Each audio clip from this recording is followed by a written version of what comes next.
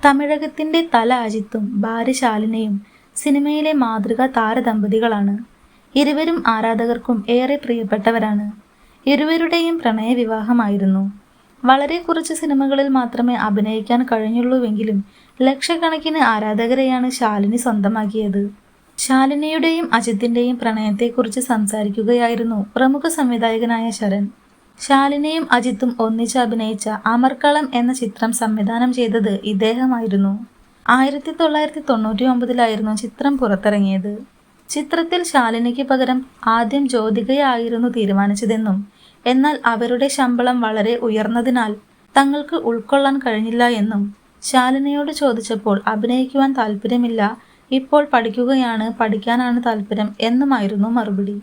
ആ സമയത്ത് ശാലിനിയുടെ കാതലിക്കു മര്യാദെ എന്ന ചിത്രം വൻ ഹിറ്റായി നിൽക്കുകയായിരുന്നു. പുതിയ ചിത്രങ്ങളിലൊന്നും അഭിനയിക്കുവാൻ താല്പര്യമില്ല, പഠിക്കാൻ പോവുകയാണ് എന്നായിരുന്നു ശാലിനിയുടെ നിലപാട്.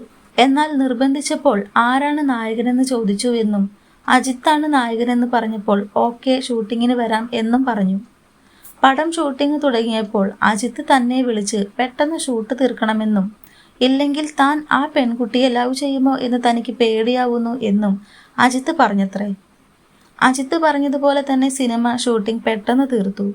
എന്നാൽ സിനിമ കഴിയുമ്പോഴേക്കും ഇരുവരും തമ്മിൽ പ്രണയത്തിലായി. അജിത്തിന്റെയും ശാലിനിയുടെയും വിവാഹത്തിൽ തങ്ങൾ സന്തോഷിച്ചിരുന്നുവെന്നും സംവിധായകൻ പറയുന്നു.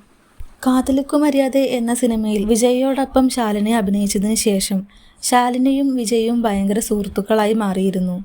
അതിനുശേഷം വിജയ് ഇടയ്ക്കിടയ്ക്ക് ശാലിനിയെ ഫോൺ ചെയ്യുകയും ശാലിനിക്ക് ഗിഫ്റ്റുകൾ അയച്ചു കൊടുക്കുകയും ഒക്കെ പതിവായിരുന്നു.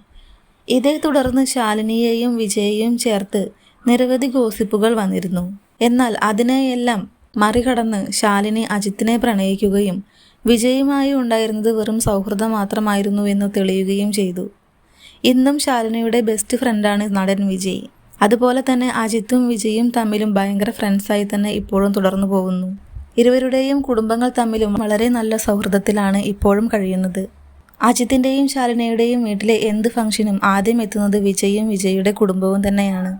എന്നാൽ ഇതുവരെയും വിജയും അജിത്തും ചേർന്ന് ഒരു സിനിമ പോലും ചെയ്തിട്ടില്ല എന്നതും വളരെ ശ്രദ്ധേയമായ ഒരു കാര്യമാണ്. എന്നാൽ ഇരുവർക്കുമിടയിൽ ശക്തമായ ഫ്രണ്ട്ഷിപ്പ് ഉണ്ട്.